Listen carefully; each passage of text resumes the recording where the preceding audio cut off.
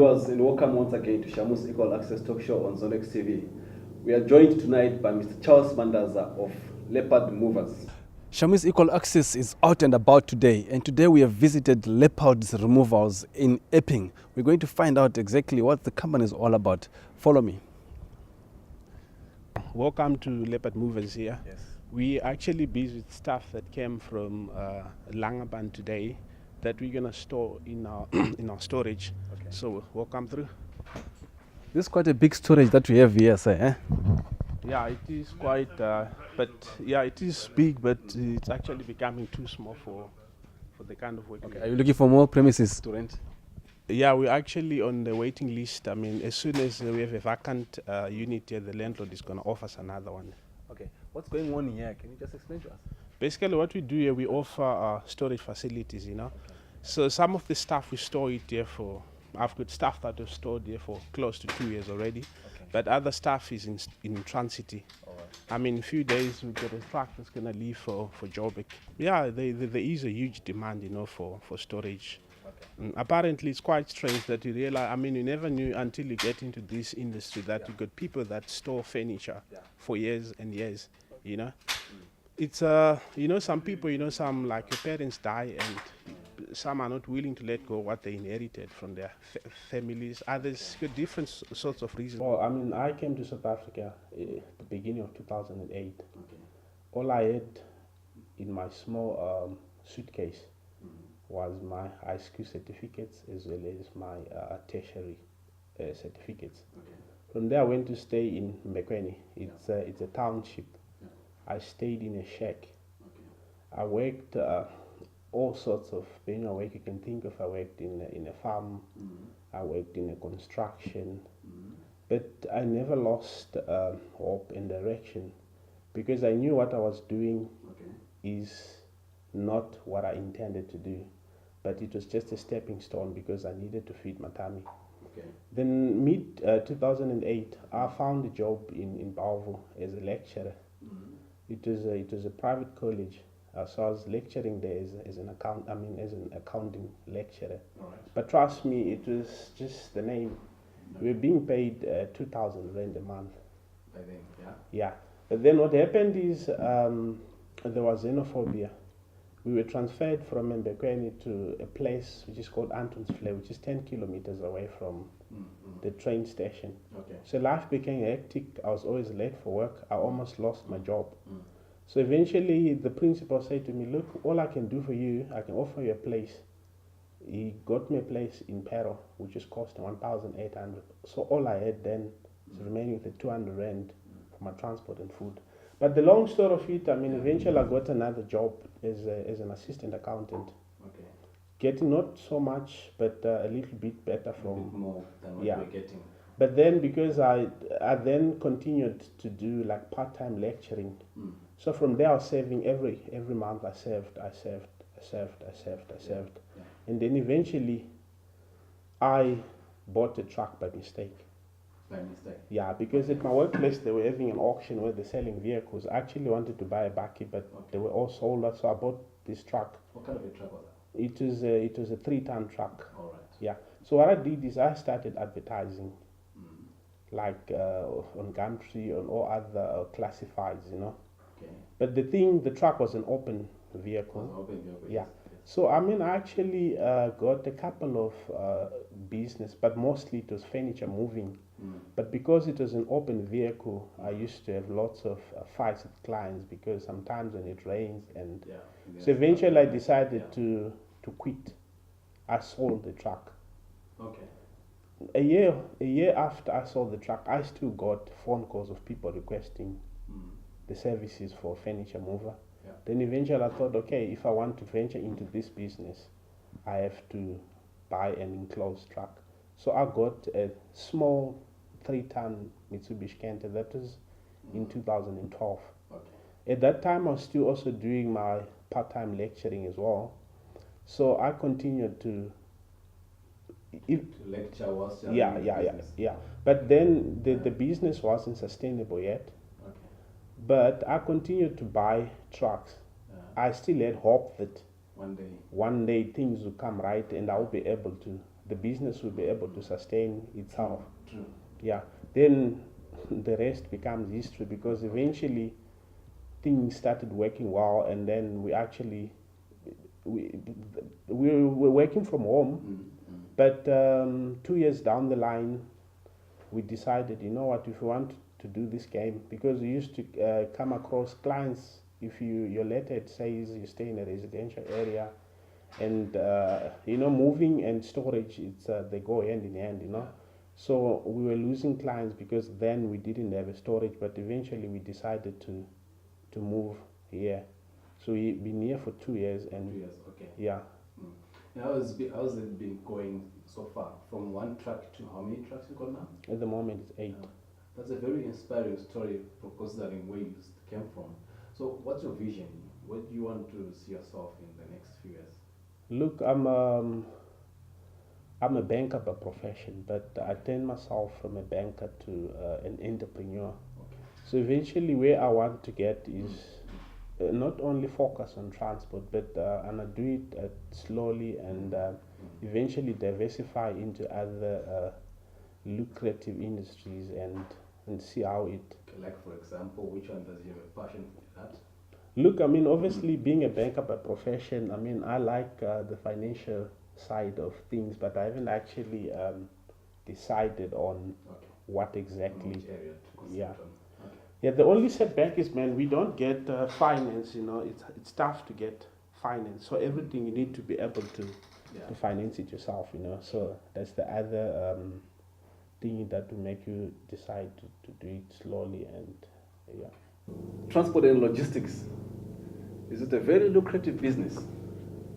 Yeah, look, if you look at transport, it's quite a broad, it's a broad industry. Broad industry. Yeah. Okay, where do you guys concentrate on? 99% of our business solely on moving, office moving as well as also moving. Okay. Yeah, that's. Okay. But I mean, look, here and there we get to move other goods, but our main focus is furniture moving and storage. Furniture moving. Or where would you move it to? Within the city of Cape Town, or within South Africa, or international borders? Look, we mainly based here in Cape Town. Okay. But recently we started doing long distance. We're going as far as Durban, Joburg. So we become a national company. Okay. How big is your company? I'm not too sure. Like the number of employees that you have? You're looking at plus minus 45 employees. Yeah. Plus or minus 45 employees. Are you the owner of the company, or it's a... I'm the founder, and you are the founder and the sole owner of the company. And the sole owner of the company. Yes. Okay. That's huge. 45 employees is quite a lot. Yeah. So which means that your company is actually not a small. It's a small medium enterprise. Hey, would you describe it as that? Yeah. Look, I mean, I started this company in 2012. Okay. And the growth rate from then to where it is today, it's quite massive. It's quite massive. Yeah. Yeah, I can understand. If you get to the extent of employing 45 people, your company is big. Yeah, it is. It is. You could more or less be on the same level with Mukuri, and then that's the same sort of employees number that they have. Yeah, it's just grown way bigger than I thought it would be in terms of... What are you doing good? I mean, 2012 to now, that's 4 years of growth, of that massive growth. What are you doing right? Can you share with us? I think... The secret? Look, the name leopard comes from, a leopard is aggressive. Yeah. So I use aggressive marketing. Use aggressive marketing, such as? Any form of marketing that you can ever think of, your traditional methods, your modern methods, as well as the so-called word of mouth. Yeah. Okay. That's interesting. Which one of your biggest project that you have done in moving? Look, I mean, we've moved. We've tendered for the government, and we've moved people. I mean, from the government. So those are like the biggest. Those are like the biggest projects. Moving them within the city or within the country. No, within the country. One moves, or like they move from Cape Town, they go to Durban, or they move from Cape Town, they go to Kimberley. You use big trucks or small trucks or mixture of both? Yeah, we use a mixture of small trucks, medium trucks, and the big remover vehicles. Yeah. Okay, what motivates you? Look, I know people find this strange, you know. It's a dream or a prophecy that I'm fulfilling. That you're fulfilling? Yeah. So that just motivates me. That motivates you? Yeah. To fulfill that prophecy. You still to be fulfilled? Yeah. You still to fulfill it? Yeah, a lot. Okay, wonderful. And your inspiration? Where did you draw it from? Look, I come from a family where people are like a business, like we are a family. Okay. Business family. Yeah. Okay.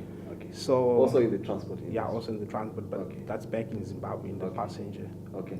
So it's like as a young boy growing up, you know, you want to achieve what your old men have achieved. Yeah. Okay, absolutely. I Yeah. believe you. Okay. And what topic and what question on my shows is like, as Zimbabwe is united in Cape Town, the way you see it, what's your view? Look, it depends on what angle you look at it from. Okay. If you look at it from like the kind of clients that I deal with, you hardly come across Zimbabweans. Okay. You understand? Okay. But just for interest sake, the man that was here from AMWeb Global Solutions happened to be one of the customers. Okay. But I know Leroy's partner. Okay. So somehow we support each other, but unknowingly. Yeah. But it is what it is. I think it's our background. When you look at Nigerians and other nationalities, they have got like groups and whatever they're more united. Yeah, they're more united. How can we get to what they do? What they make? What is it different that they do that we can't do? I think it starts from the grassroots level, you know. Okay. I think Zimbabweans, we are of each man for himself. Do you think individualism can get people anyway? No, not at all. Not at all, eh? No, definitely not. Okay. That's why we will continue to push forward for the unity. Yeah, because I believe there's strength in unity. There's strength in unity as long as we're supporting each other's businesses, and we're there for each other. We're more to unite. Yeah, definitely. And if we play individuals. Yeah, definitely. That's true. Yeah. Okay, where do you see your company in the next few years? Your prophecy in the next few years?